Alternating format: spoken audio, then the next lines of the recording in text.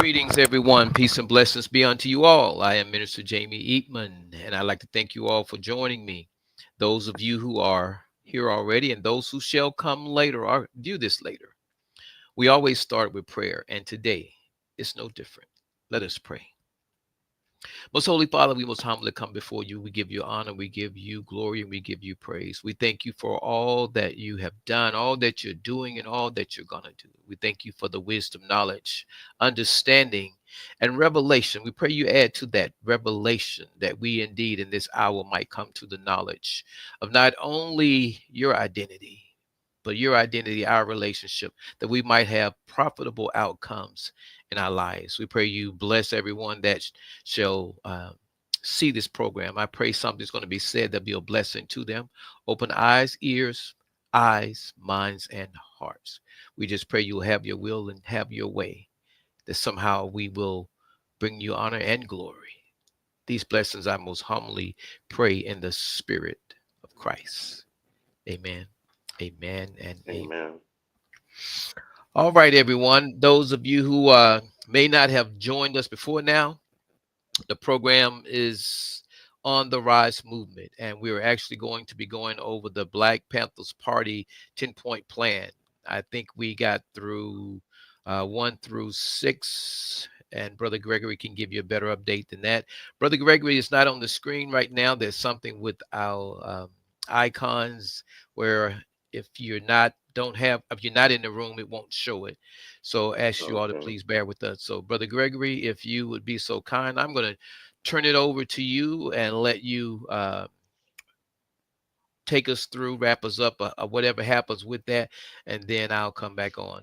I want to welcome my sister Yana. Peace Hmm. and blessings. She says peace and blessings. Thank you, my sister. All All right, Brother right. Gregory, go right ahead, sir. All right. So we're gonna get right into it. We did cover 1 through 6 um, as far as the 10-point Black Panther Party program, and we discussed how it can relate to us today and how it can be used for today.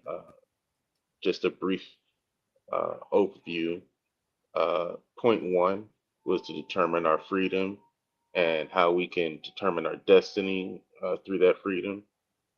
Point two was about employment and empowering our dollar into the community. Point three was about the knowledge and how not to allow capitalists take advantage of us. Point four was talking about how you can retain housing and how you can lift up your Black community. Point five was about education and how you can get free education and how you can uh, uh, use that education to your knowledge.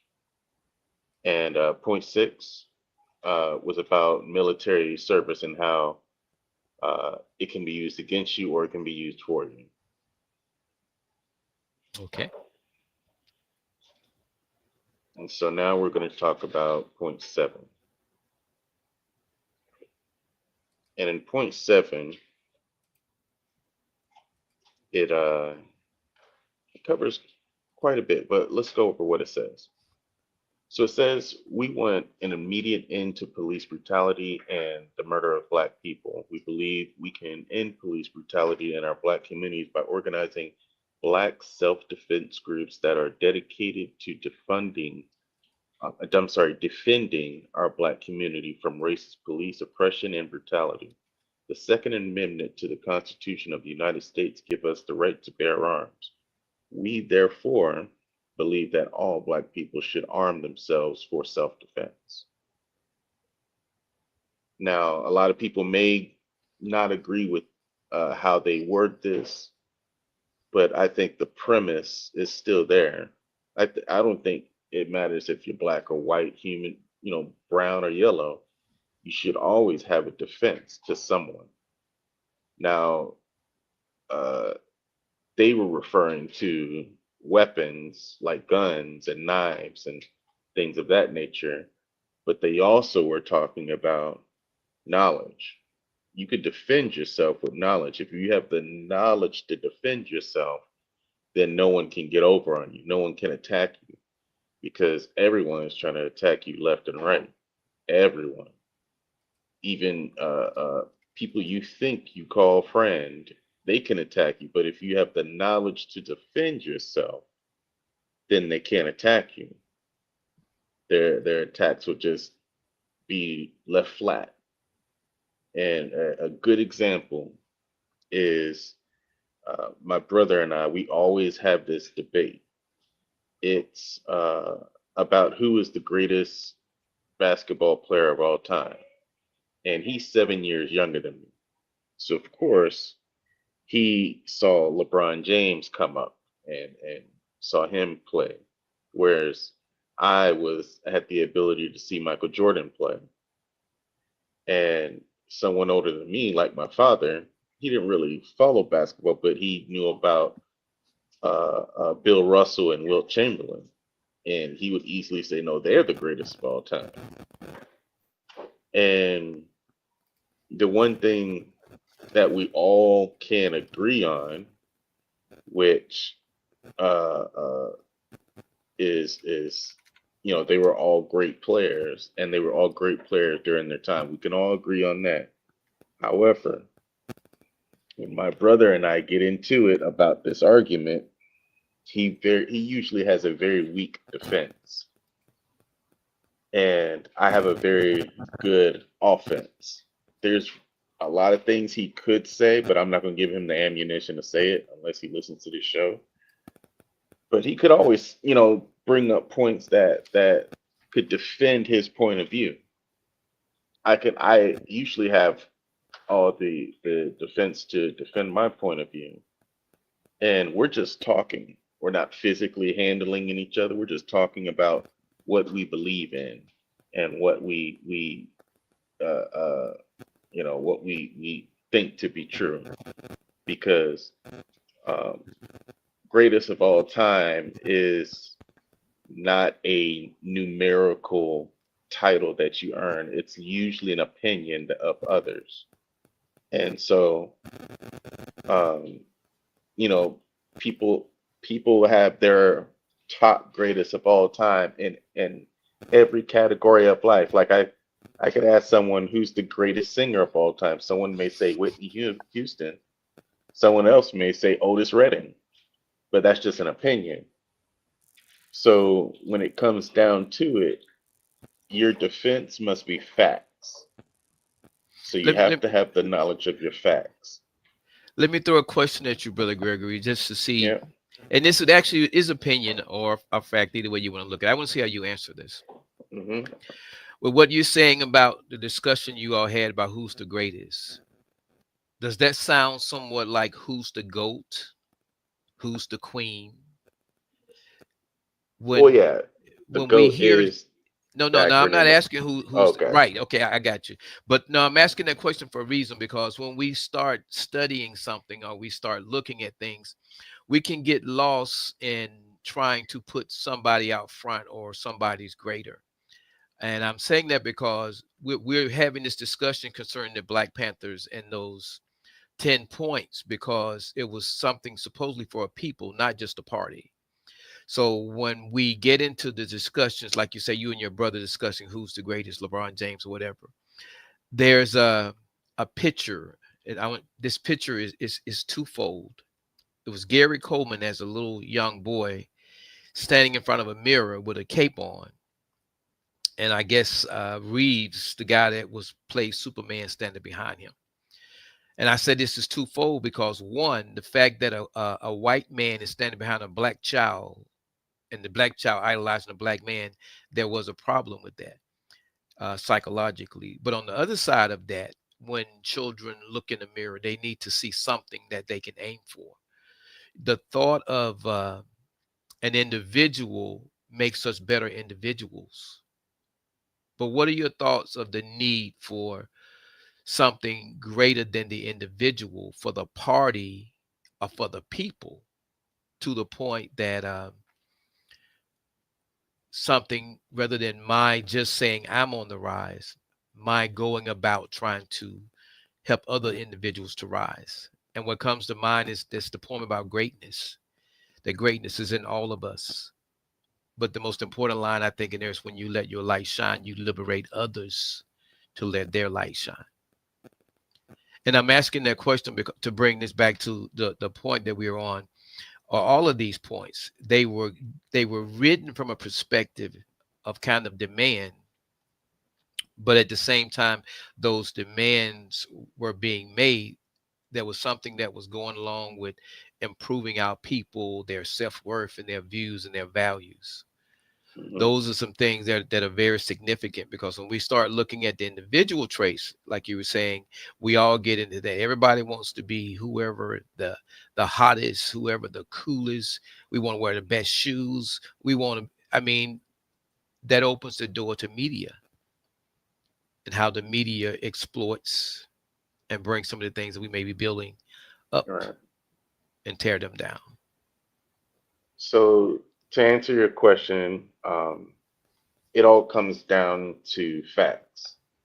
It Hmm. comes down to the fact that uh, our communities are only communities if we stick together. Our families are only families if we stick together, and our money is only our money if we stick together. That is a fact. Like in every race, creed, or religion, if you abide by those facts, uh, they usually prosper. And you can look out throughout history when people stick together and they stay within their four walls and they prosper together, they move up as a whole. So these are facts. It's not an opinion. This is how society has been growing and how it builds, and it builds through people connecting together on one solid idea and growing from it. And so once you realize that, once you figure out what facts you need to understand and what facts you can spread the message with, then you can grow as a society. You also grow wiser as a person. And Right. so, like, um, prime example between me and my brother, um, he would say, LeBron is the greatest of all time. And I would say Jordan is the greatest of all time. And I would always tell him, um, in order for you to be successful, you have to win. And if Jordan has more championships than LeBron, he cannot be greater than a person that won more than him. And and I said that's just statistically not possible. You can't be number one with less wins than someone that has more wins than you. Math doesn't work like that. You can't have six championships to your four championships and say the person that has four championships is better than the one that has six championships. It's not possible. But he has his other arguments, but I always say that. I say, well, until he gets six rings, we don't have a conversation. Hmm. You And know, then he'll say, well, what about Bill Russell? Well, according to Bill Russell in his era, he was the greatest of all time. hmm let, So, let me jump in for a second, Brother Gregory, because you uh, said a couple things I want to challenge. You said that if we not doing certain things, or if we're not united, like families, we don't have families, or whatever, we don't have money. And I beg to differ, because when you think about family, there's a thing as a united family. There's a thing as a broken family. One of the biggest challenges we have is repairing some of the breaches in our societies, in our communities.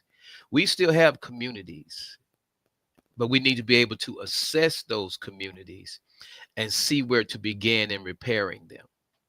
Because the thought that we don't have a community because we haven't achieved certain things, or that one people that overcame us, or as Dr. King would say, that got a lap in front of us, has won the race. That that's right, that's a mindset that we and I don't even think you mean to communicate that, but I'm emphasizing this because he who gets behind in a race must forever remain behind or run faster than the man out front. It goes Right. back also to going back from the individual to the group. What did Dr. King say? If you can't run, walk. If you Walk. can't walk, Exactly. Crawl. crawl, but just keep moving. So the intent here, when we look at it from an individual perspective, you all can come up with your discussions, and it makes for good discussions. But in reality, it wasn't. Let's just put it this way: the people that really, I guess, if I looked at it, what should be called or considered the GOAT should be the individuals that had them out there running around playing the sport and made all the money. Because when you look at the rings, that's just no different than a trophy. And I'm saying that because I'm trying to bring about attention to something that, as you say, we have so many discussions that are based on things that we deal with and things that are going around us. But when we look at something as significant as the community, there comes a way or a view that has to embrace that community. And the thought that because we're a community and we haven't achieved certain things, or people that are dropouts and all these other things that people say, all the things that Hmm. destroy people's mindset and morale, somehow we have to get beyond those. I can tell you how we'll do it too. How are we going to do that? So, um, first we have to start educating our little black boys, specifically little black boys, because it all started with not having fathers in the homes. So we have to start educating men. Men have to get little black boys in front of men and and and and talk about how to be men to uh, uh, little boys. And uh, Miss Yana hit it right on the nail on the head. Hmm. She said it, but she's typed it before I could say it. We have to get to the younger generations and show them how they can contribute to a foundation that we build. If there's no father in the home, um, then it's you're not going to raise men. It's just some things that a woman can never do or never teach a little boy. She can show a little boy something, but she can't teach a little boy something, if that makes sense. And so, like, my mother, she asked me this question. She said, "Well, what can a man do that a woman can't do?" I said, "A man can show a little boy how to pee, and a woman can't." Well, let me rephrase it. A man can teach a little boy how to pee, and a woman can show a little boy how to pee. There's a difference. There's a very distinct difference, and and boys that were taught by women on how to just the basic act of urinating. There's certain unwritten rules that women don't know of. They might know, but generally speaking, they don't know of. And men will, like, for instance, when you approach a stall in a public bathroom, there are unwritten rules that you must follow, and only a man can teach a boy that. A woman can't teach a boy that. And you and I know the rules because we probably had men in our lives to teach us that rule. And if we didn't have men in our lives to teach us that rule, as soon as we got in that stall, someone told us that rule immediately when we broke the rule. And so um, we have to start there because there's a lot of little boys being raised by women that are turning into men that had no men influence in their younger years that are not being men, if that makes sense. Being a Okay. man is not paying the bills. Being a man is not It's not keeping a roof over your head. There's other aspects to being a man. Being a man is knowing who you are as a person. A man is knowing that you're a leader before you become a leader. Being a man is knowing your purpose. Being a man is knowing that you have a responsibility and a due diligence to do right by your ancestors. We have a lot of young men that are not doing those simple things. And so once we educate these young men, it'll start to happen. That change will start to happen that we need in our community.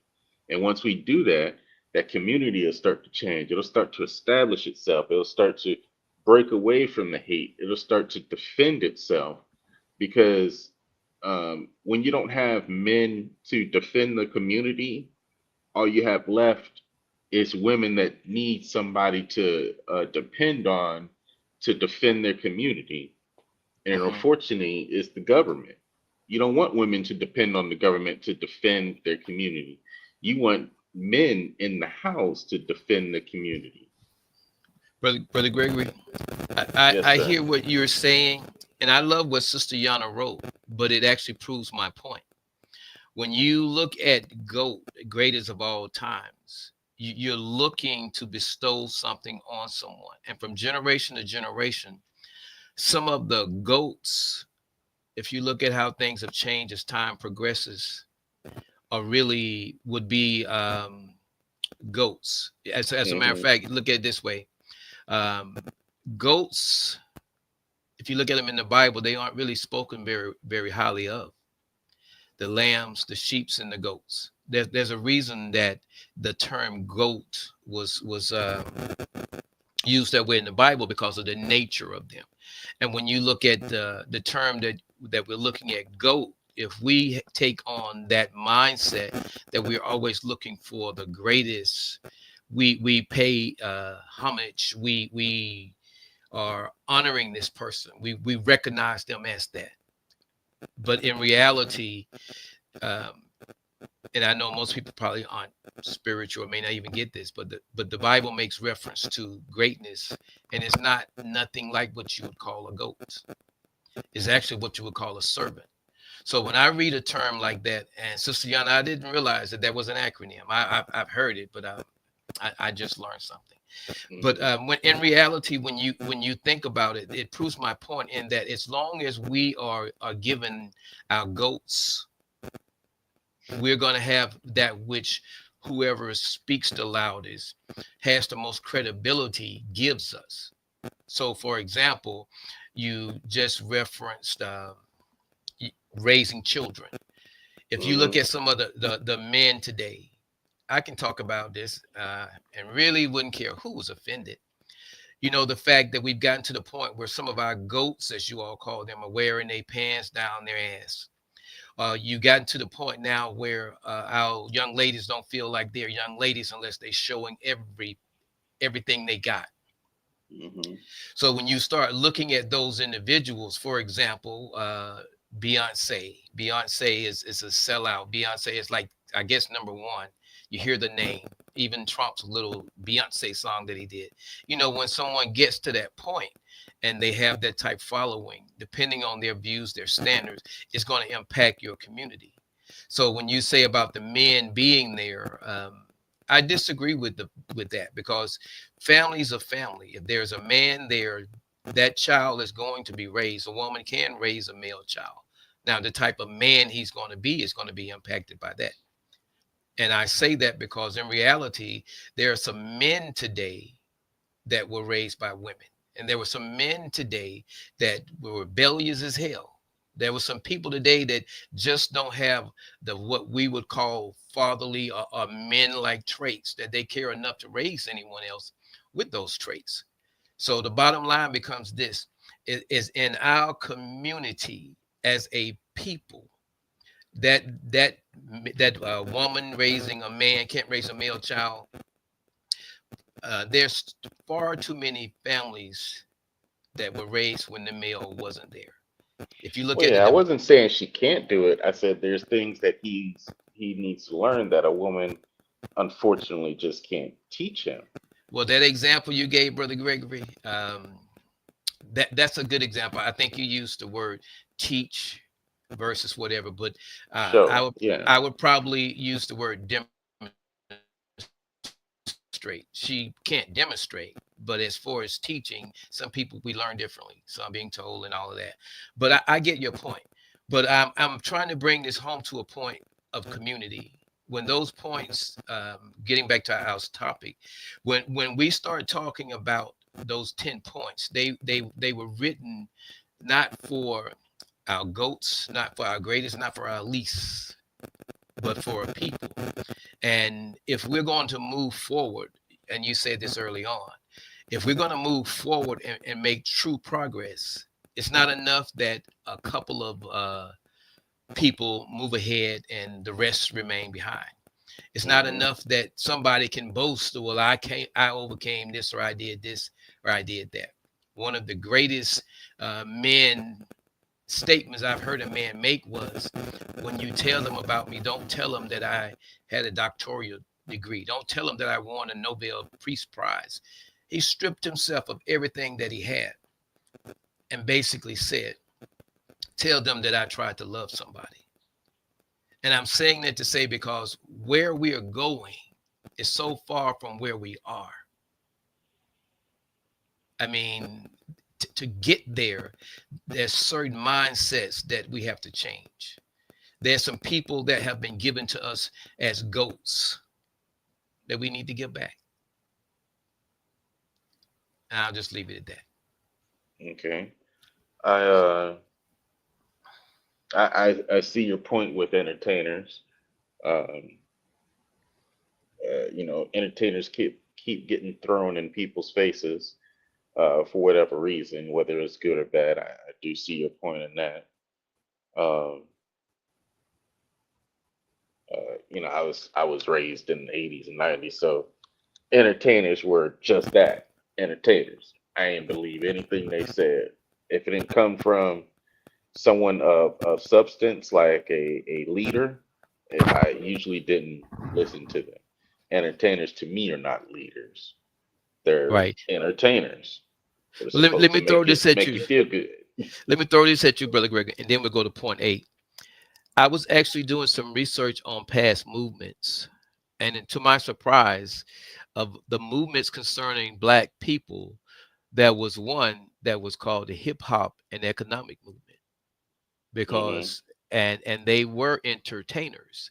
It isn't the fact that people entertain that's a problem.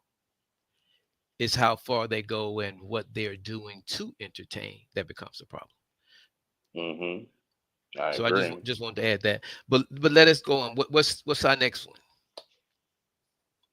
Yes. So um, I would to one more point to that number seven. I would encourage everyone to go by your local YMCA, Boys Girl Club, or social center. What I forgot where else they do it, and take a self defense class. That's also a part of number seven. Okay. Learn how to get somebody off you. Okay. Number eight, we want freedom for all Black men held in federal, state, county, and city prisons and jails. We believe that all Black people should be released from many jails and prisons because they have not received a fair and impartial trial. Mind you, this was written in 1966.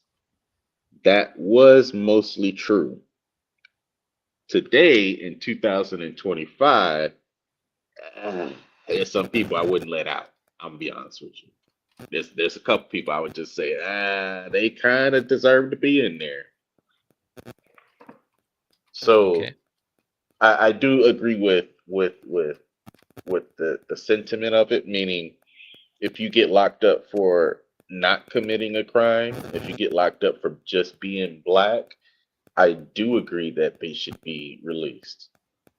And uh, I don't understand why it's like I'm 40 years old and I didn't experience racism firsthand until I was 18 years old. And even then, it was very subtle. It was the, like, the Alabama racism. where it almost goes right past you until someone says, "Hey, what'd you say?" One of those things. It almost because they try to be so slick with it. Anyway, my point being, in 1966, a good chunk of black men were in jail just because of the color of their skin, and they were usually put in jail for something they had nothing to do with. Uh, like for instance, well, I'm not going to bring up any case law, but uh, there have been many examples where in the 60s, if you were outside after the sun went down, you would be harassed by the police. They were called sundowns. Was it sundown? Was it sundown or I forgot how you say it. I think it's sundown towns. And um, this was a thing in the 60s. And from my little research, it's actually a few towns that still are that way today. And come on, people, we got the internet. How do you not like black people? Just really? But anyway, um, I think we should take a second look at people that say they're innocent and really do a thorough look at their cases. I think that's very possible. I think that should happen. But as far as releasing all black men, uh, that's hard to do because there are a few that should be in there, and we know a few that should be buried under the prison. Okay. Your thoughts? I really have no thoughts on something as with a broader stroke as that. Maybe you start with a review versus releasing everyone. There are Right. some people that are in jail now for black on black crime. It's one of the things that we don't seem to want to talk about. There's some people right now in our communities that people are scared as hell of. So without Mm-hmm. some type of order, that becomes a problem. But at the same time, as you stated, when that was put out there, and it's really not much different today, depending on how what type of lawyer a person can get and who's willing to lie on them and so forth. There's still some people that are in prison that probably don't belong there. So that is a problem. I don't know if I would see that as being the answer to it. um, there's probably a little bit more into what motivated them to come with that, but we were just reviewing the plan as they had it. Right. So that's all I have to say on that All right. Moving on to number 9. one. We want all black people, when brought to trial, to be tried in court by a jury of their peer group or people from their black communities, as defined by the Constitution of the United States. We believe that courts should follow the United States Constitution so that black people will receive fair trials. The 14th Amendment of the United States Constitution gives a man a right to be tried by his peer group. A peer group is a person from their similar economic, social, religious, geographical, environmental, historical, and racial background. To do this, the court will be forced to select a jury from the black community from which the black defendant came. We have been and we are being tried by all white juries that have no understanding of the average reasoning of man, of the black community. What are your thoughts on that? Well, basically, that last piece you said about people that have no idea as far as the reasoning, I'm not big on excuses. We've had some challenges, and when you acknowledge how great a people we are, it's because of the adversity we have gone through and the adversity we have faced. And if we are going to continue to rise above the, uh, I guess I would say the ignorance that somehow we can be less. You've heard me say before in the past about that statement about if you're black, you got to be twice as good. It wasn't because somehow white people was twice as good as us. It was because there was an advantage that you were trying to make up for. And if we get to the point where we no longer are trying to strive for greatness, It's somehow in our toolbox for success. Now we want to play something that let someone that is from a community that I'm from judge me as somehow the crime should be different or the judgment should be different. I'm really for truth. I'm for justice and I'm for equality. And Hmm. those words there, believe it or not, because you see someone that is racist or you have lived in a society that may be unjust or have injustice, they don't lose their power because of that. They give you something to work toward. So my thought Okay. on that is just that justice is justice. Okay. I I agree, and uh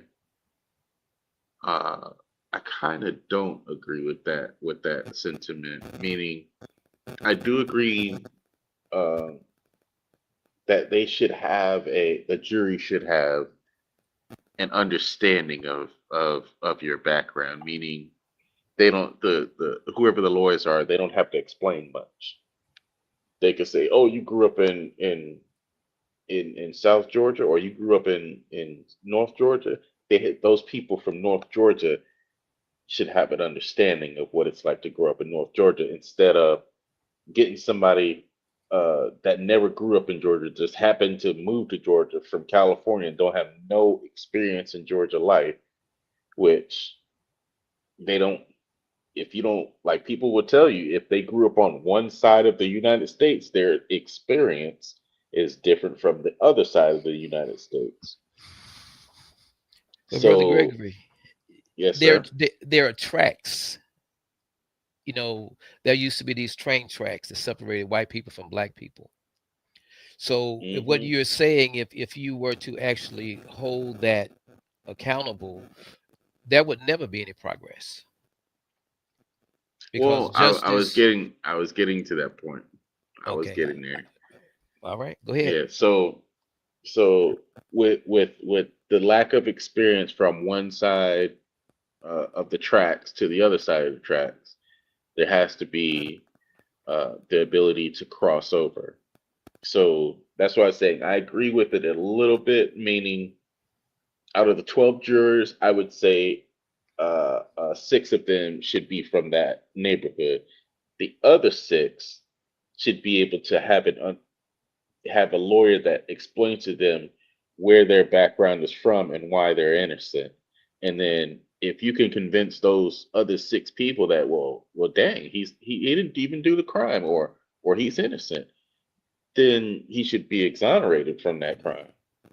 So I feel like maybe not all of them from the community, at least half of them, to have an understanding. Hmm. So, Brother Gregory, Yes, sir. I believe in a sword. I actually believe in a double-edged sword. I believe that a sword should cut going one way and should cut going the other.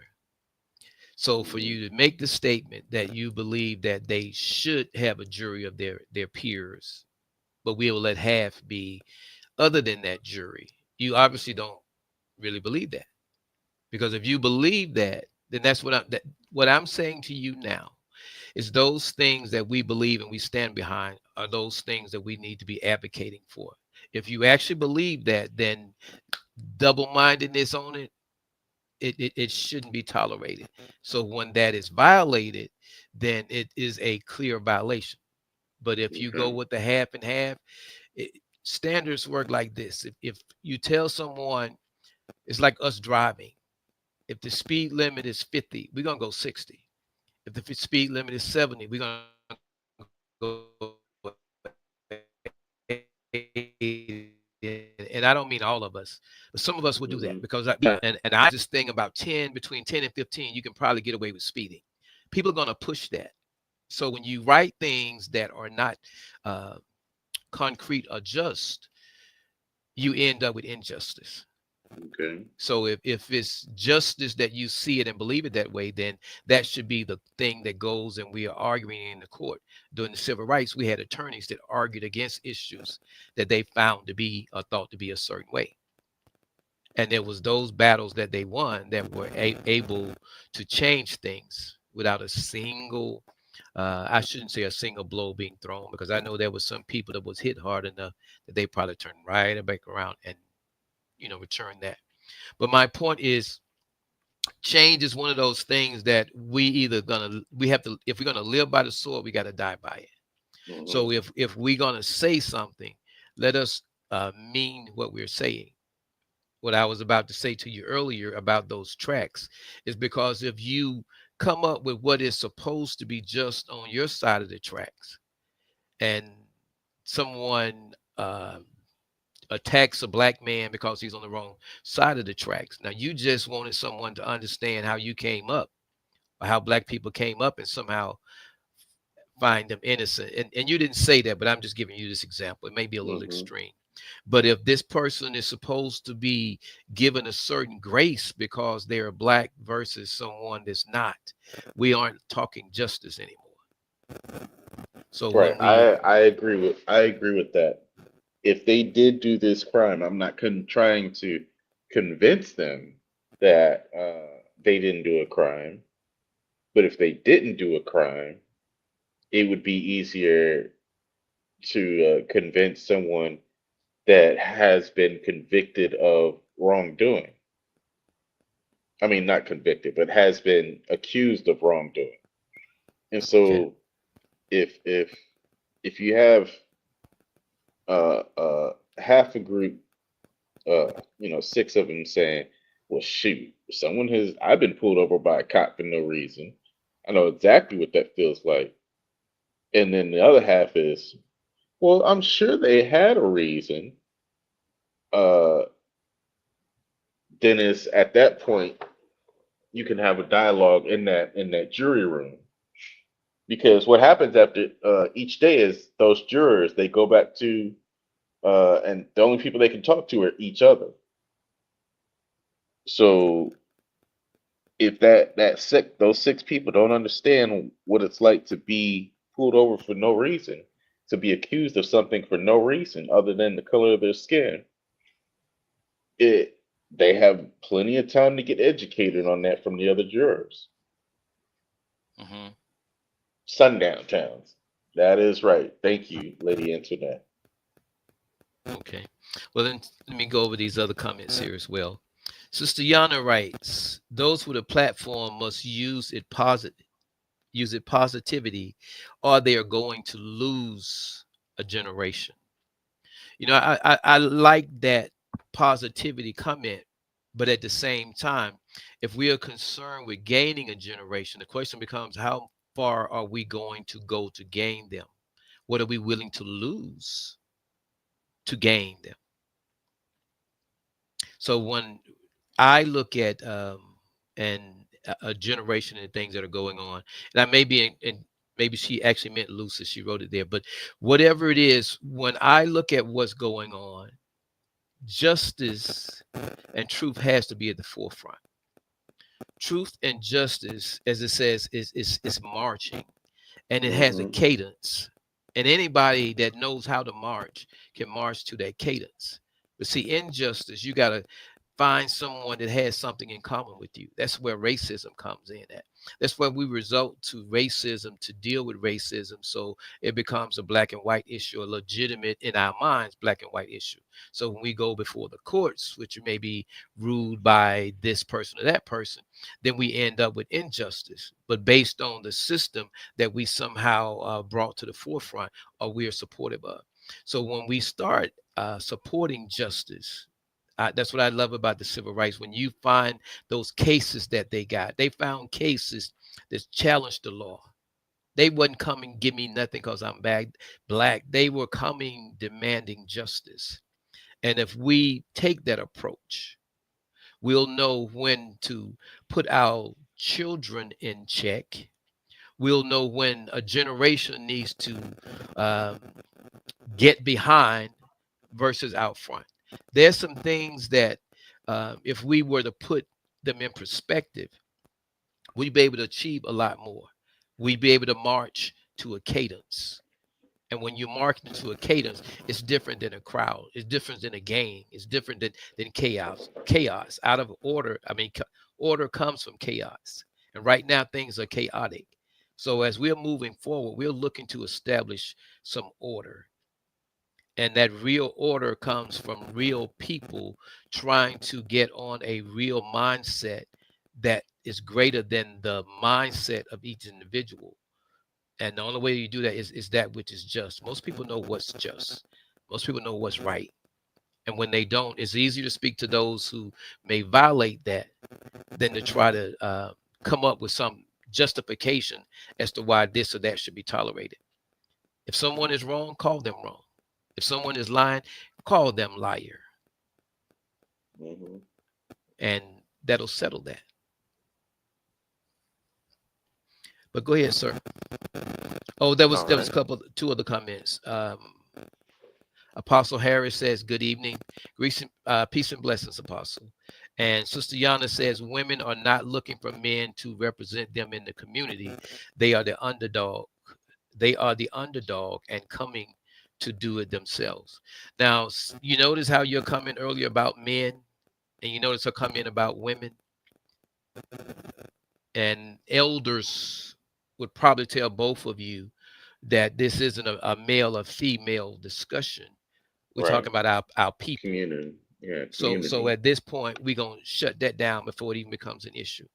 That's what Hmm. needs to happen. But all too often, it doesn't. Even if you look in your churches, you got women this, women auxiliaries, and all this and that. It's good that women teach women and all of that in the church. But when it gets to the point where a church is more progressive in one group than they are in the other, it doesn't reflect well on the church. And then Lady Antoinette gave the thing about the sundowners. Um, if it sounds like I'm set or partial when it comes down to certain conversation, it's because I am. We know that the easiest people or thing to defeat is something that's divided. Hmm. In the military, they have a company, and a company is comprised of at least four squads. So those squads, when they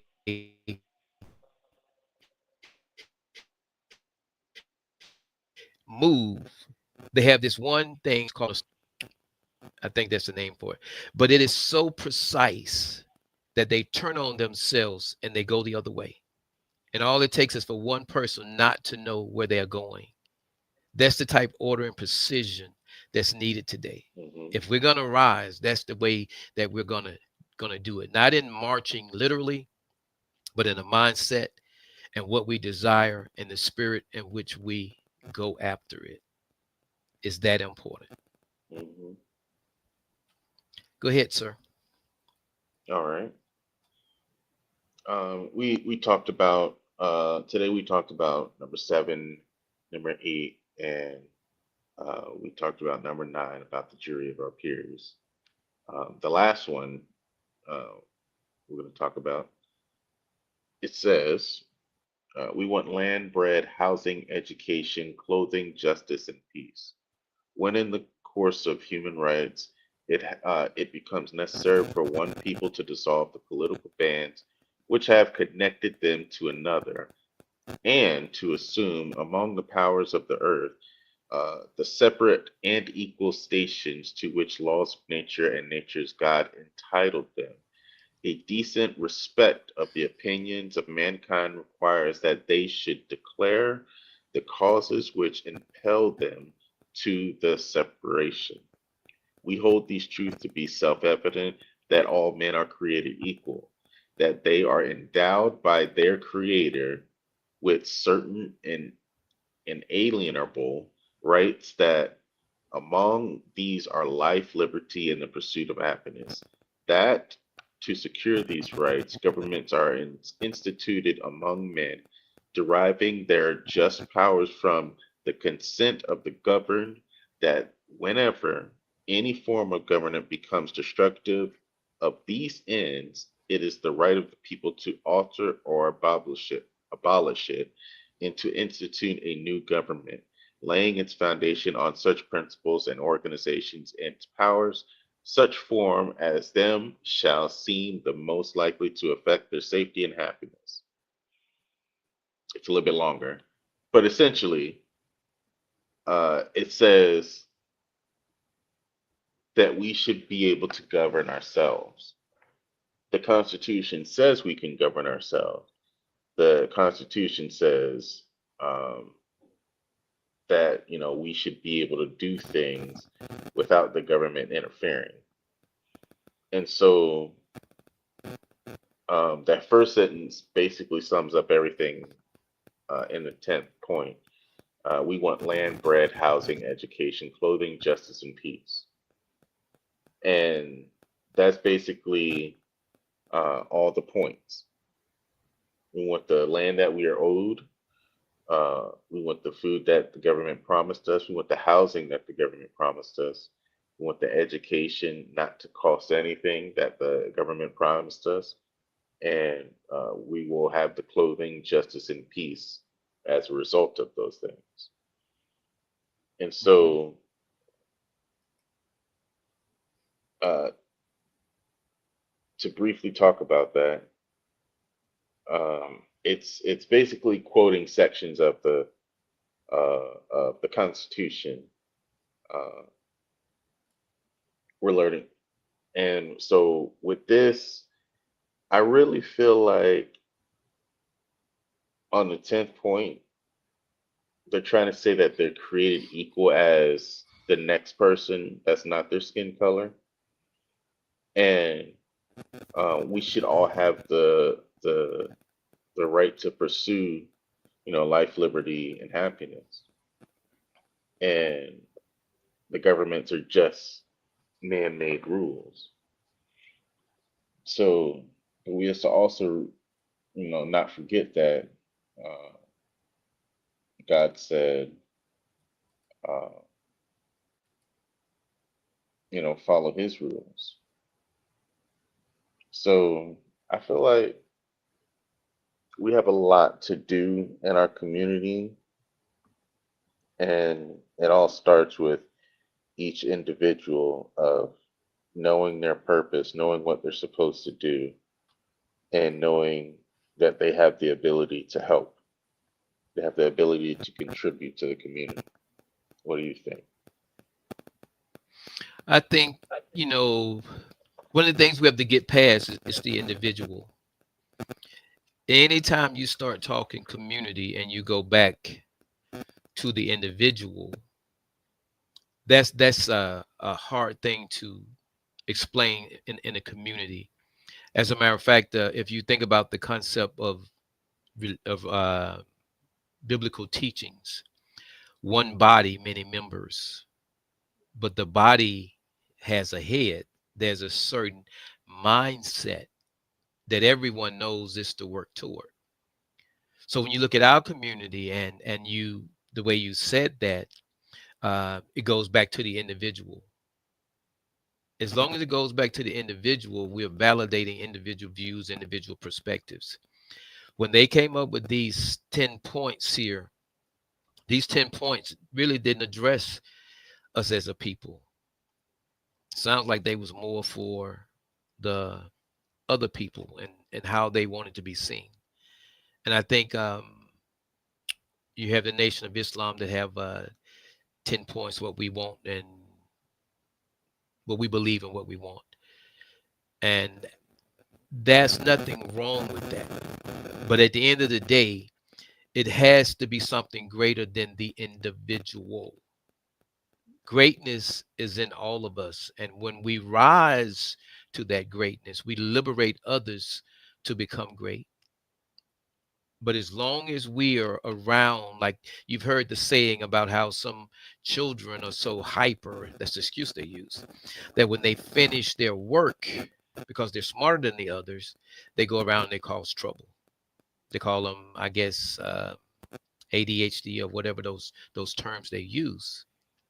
But it's those things there that somehow we need to address. And I don't mean just in our children, I mean in our communities as well. These goats that you were talking about earlier, If they took on a position of servitude, they'd be doing a lot more in the community. They'd speak out a lot more for the community. So there's a lot of things that we have to look at. Those points there, I think in that season, they were great. And as we move forward, now that we finished this, we still have a little bit. I think at least one more show left before this month is out. And looking at what has been there, looking at the past movements that we have gone through, we have led and been a part of. And when I say we, you notice I said we. I wasn't there, but I said we because I'm not dropping off any of my ancestors. Hmm. I'm gonna be the boys. I'm gonna be the niggas with a small N. I'm gonna be the niggas with the capital N's. I ain't gonna be the nigga the way it's used today, but I got to be all that because that's my heritage. Those are the ancestors that came before me. So if I am going to acknowledge that and I'm going to keep going, that means that there's an occasion now that I have to rise to. And in rising to that occasion, there's a certain education, motivation, and inspiration that if we can give to or get to our people, they be more than willing to rise with the right inspiration, the right motivation. And I'll even say the right leadership. And I'm not saying leaders, I said leadership.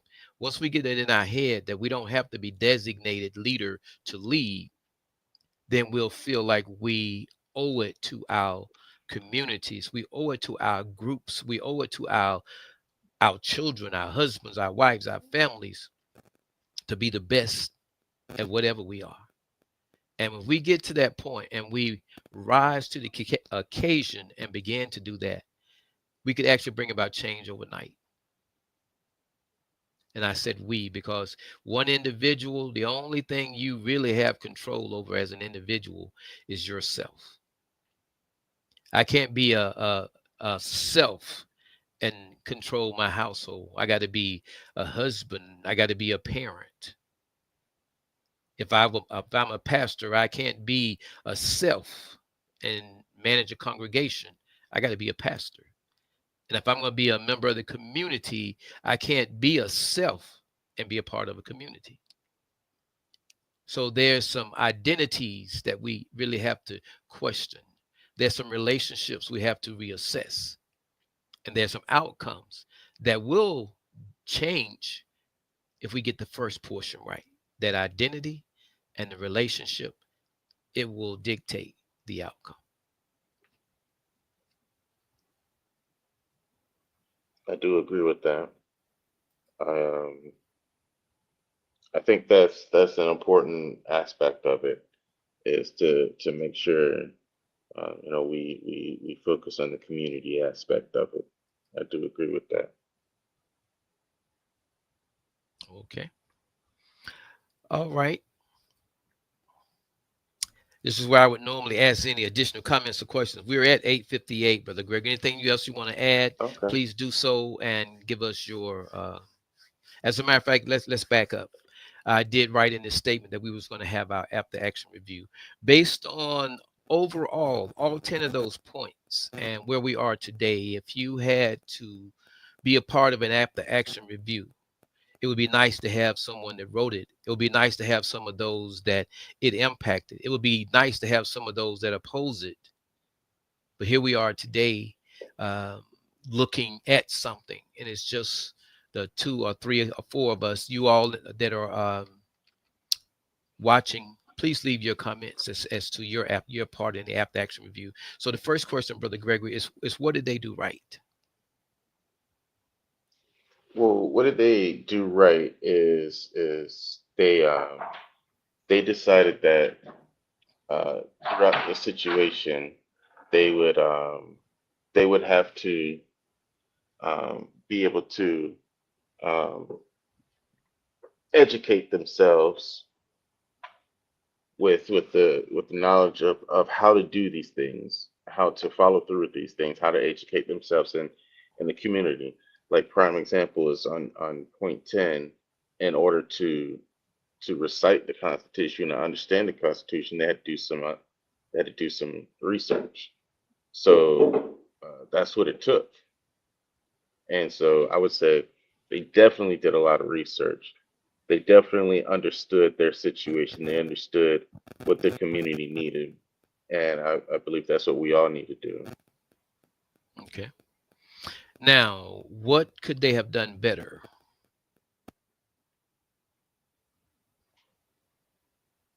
Um, to be honest, I feel like the people that they put in leadership role positions, they should have uh, probably did more research on the people that they're surrounded with. So those immediate people that surround the leaders are the ones that brought down the leaders in that particular situation. So if you notice in every situation where leaders are part of a scandal or they get killed or they get shot at, it's usually the people that are directly around them that have some sort of influence as to what happened to them. And with the exception of people getting shot from far away, um, it's usually people that are directly around them or they've interacted with. So it's important that the people you interact with, you try to make them your ally and not try to make them your enemy. Okay. All right. Sister Yana gave her, I think this is what they did right. She said, we are not only fighting racism, sexism, financial racism, elder abuse. So what they did right was take the time to deal with these issues. So that is, they had a plan. I agree. That's my what they did right. They came up with a plan. They didn't just accept things as they were. They went about change. The serenity prayer. They had the courage to bring work toward change. And she goes on to say, what they could have done better was to continue to teach each other unity, continue to teach each other unity. And Lady Antoinette says, basically, she says that they acted. Okay. Now, I think what they could have done better is it deals with teaching. When you hear the concept, I'm on the rise, it implies educating, motivating, and inspiring. And some people may not fully understand that. I'm educating, motivating, and inspiring. So I'm on the rise. When you look at me, I'm doing something, I'm rising up. But at the same time, I'm teachable. I am subject to being motivated, and I am subject to being inspired. So what that means is I'm not seeing myself as being on the rise, saying I'm out front. I'm seeing myself as doing what I can do for those that are with me or may not be where I am. But I'm looking for more from those who are beyond me or where I am. And I think if they had kind of dealt with that, the document was well written. And sometimes that's the problem. The document is too well written. Maybe the document wasn't publicized enough. It wasn't in the people's mind and in their hearts. And again, I would um, do a contrast with this. If you look at the Nation of Islam was back there doing their thing then, and they're still here doing their thing today. It has withstood some challenges that other organizations did not. For example, this movement here. That's not to say that it's better or worse, but I'm pointing out that when we do something, it's really about education. We learn from our past and we incorporate that as we move forward in our future. So the next question becomes, how do we fix it? This is an after action review. How do we fix it?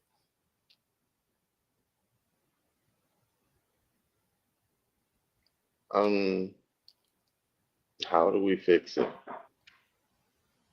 we definitely gotta come together as one. We gotta build our communities back up. That's what I think. We that's how we fix it. We gotta I, educate ourselves, like Miss Yana said. We gotta build mhm, our communities back up, and we gotta educate ourselves. right.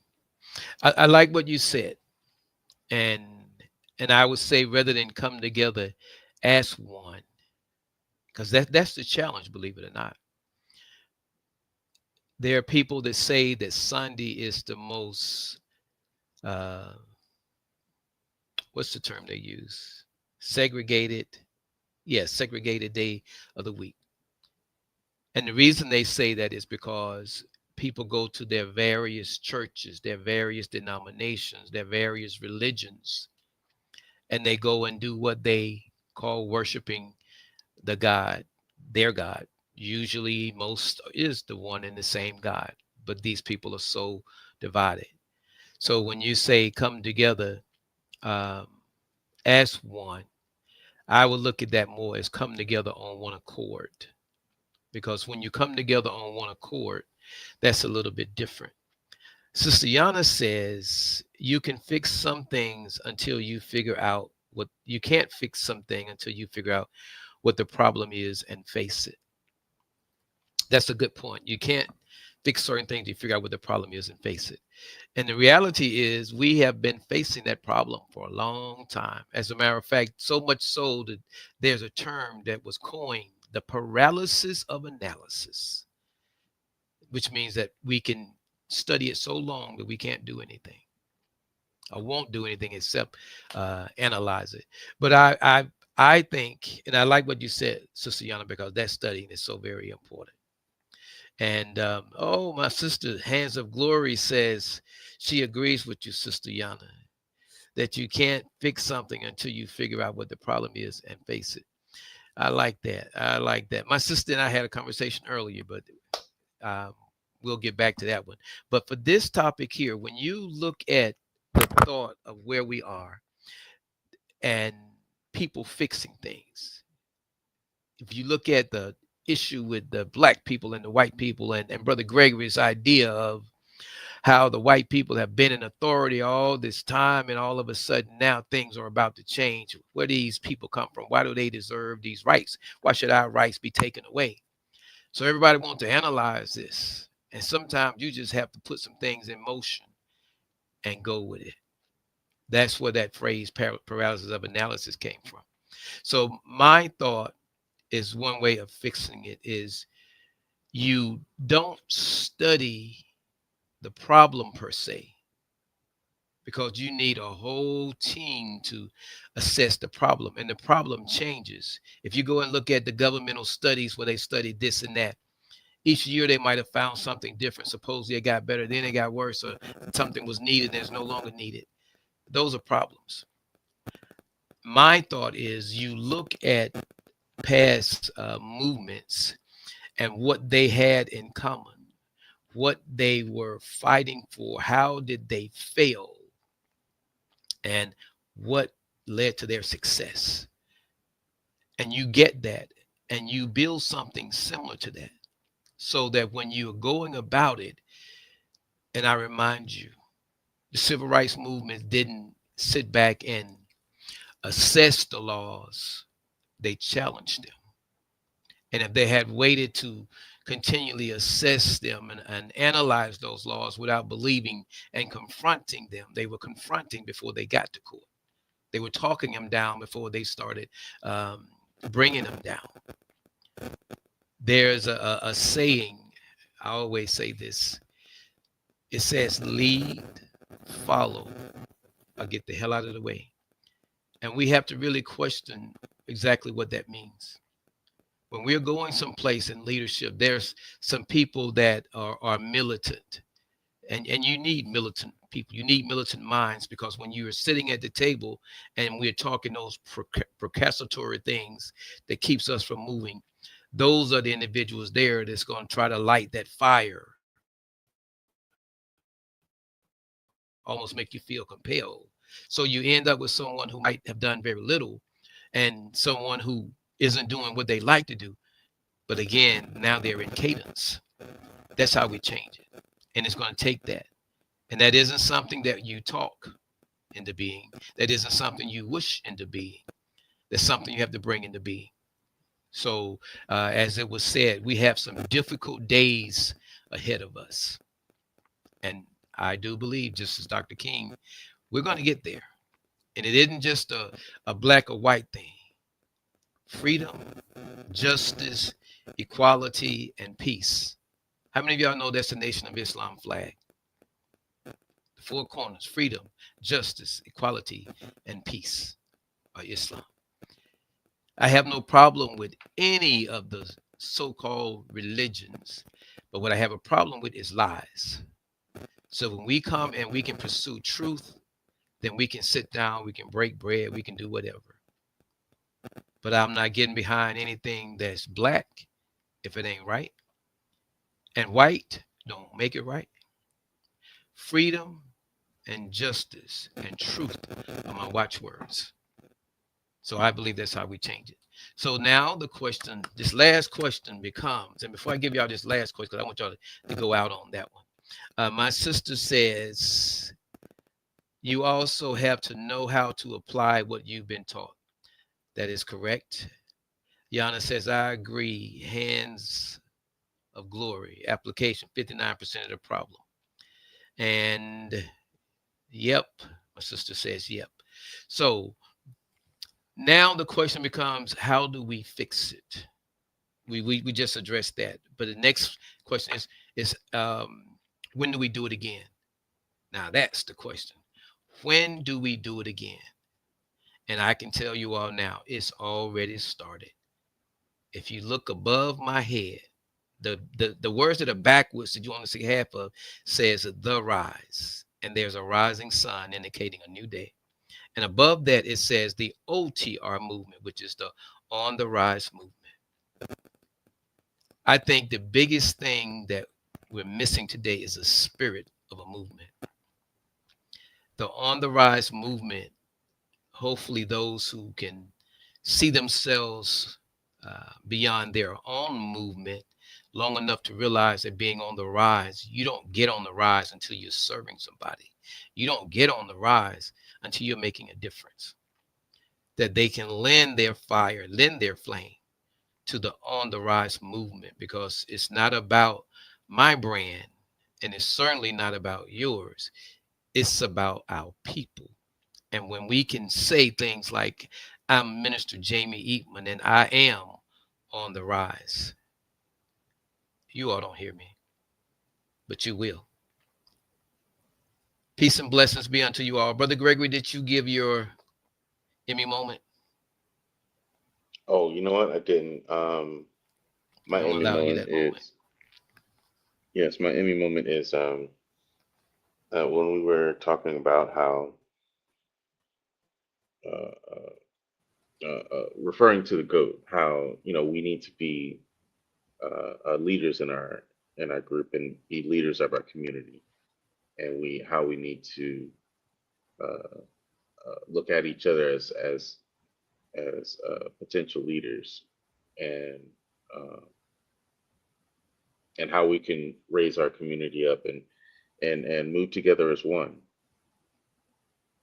That's my Emmy moment. All right. And how do we do that?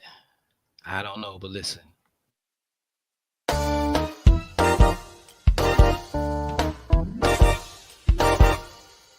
There I was, sinking to rise no more. Far too far from that peaceful shore. Half in my grave, I could see my tombstone in place. When I heard my master's voice, I could hear him say, you gotta rise, you gotta rise, you gotta rise, arise my child. You gotta rise, arise my child. Oh, you gotta rise, you gotta rise.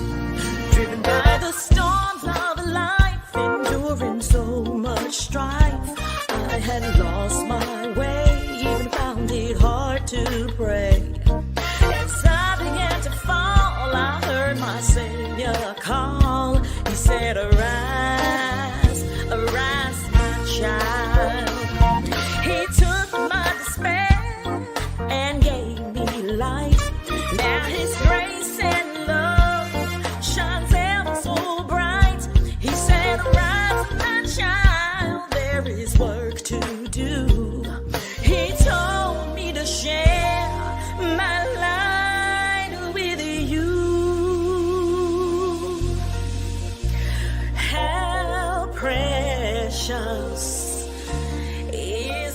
flow that will make you pure as snow.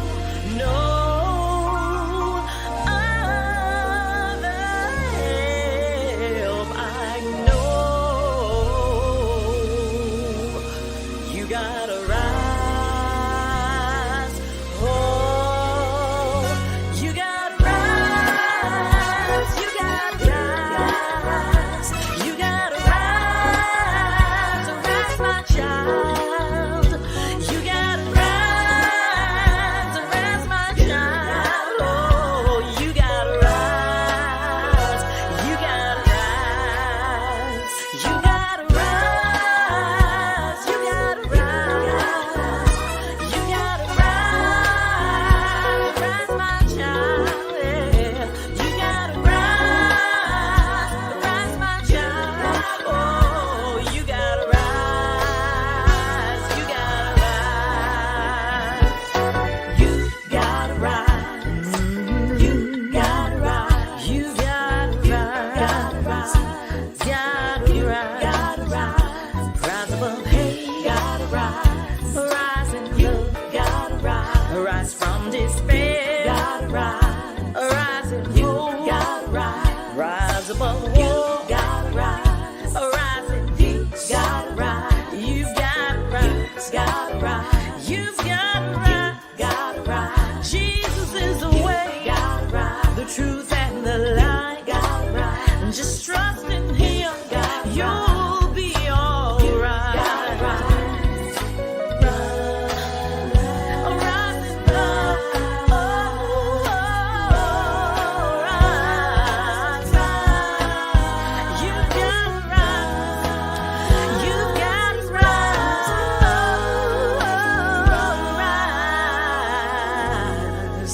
Arise.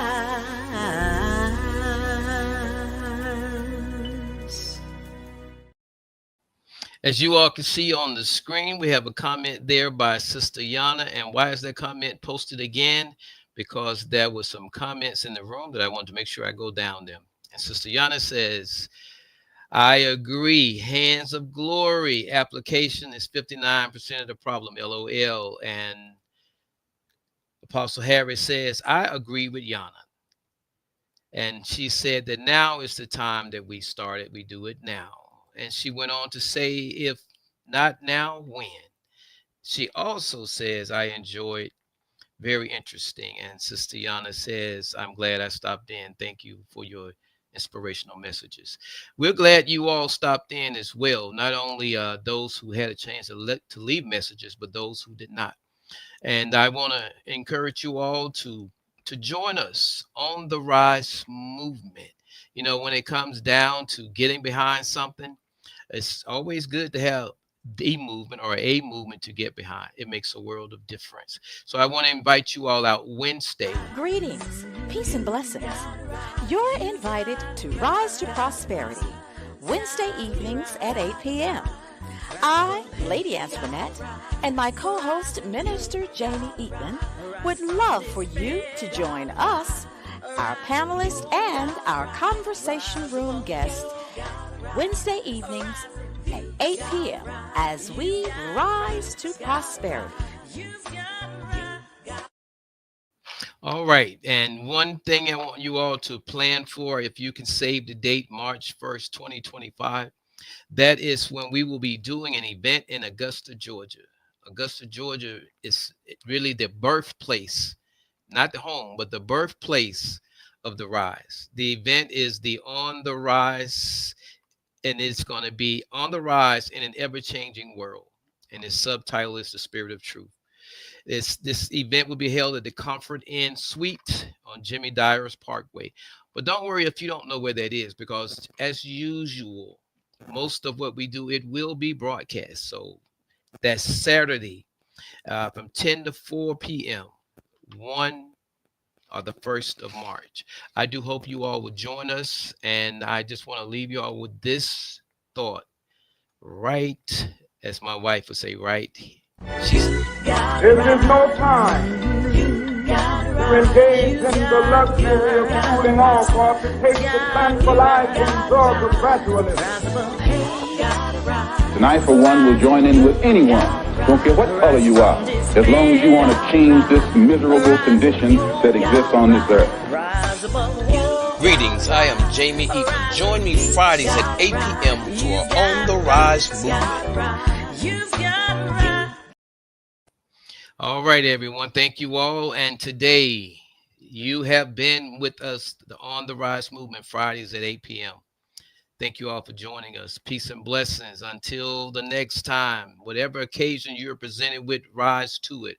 Only by rising to the occasion can you position yourself to rise above the circumstances and the situations. Peace and blessings.